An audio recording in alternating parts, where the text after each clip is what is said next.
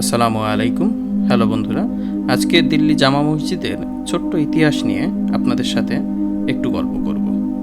দিল্লির জামা মসজিদ সম্রাট শাহজাহান ১৬৫০ খ্রিস্টাব্দে নির্মাণ কাজ শুরু করে। পরবর্তীতে ১৬৫৬ সাল পর্যন্ত প্রায় ৬ বছর ধরে এর নির্মাণ কাজ চলমান থাকে। সেই সময়ের প্রায় ১০ লক্ষ রুপি খরচ করে এই পুরো মসজিদটি নির্মাণ করা হয়, যেখানে প্রায় ২৫,০০০ মুসল্লি একত্রে নামাজ আদায় করতে পারেন। মসজিদটি পুরান দিল্লির চাঁদনি চকের পাশে অবস্থিত। মসজিদের পূর্ব দিকে এবং দক্ষিণ এবং উত্তর দিকে ৩টি প্রবেশদ্বার আছে এবং সাদা মার্বেল পাথরের চমৎকার কারুকার্যের ২টি বড় বড় মিনার তৈরি করা হয় এই মসজিদের সৌন্দর্য বর্ধনের জন্য। লাল বালি এবং পাথর দিয়ে তৈরি এই মসজিদটি বিভিন্ন ঐতিহাসিক এবং রাজনৈতিক কর্মকাণ্ডের সাক্ষী হয়ে দাঁড়িয়ে আছে।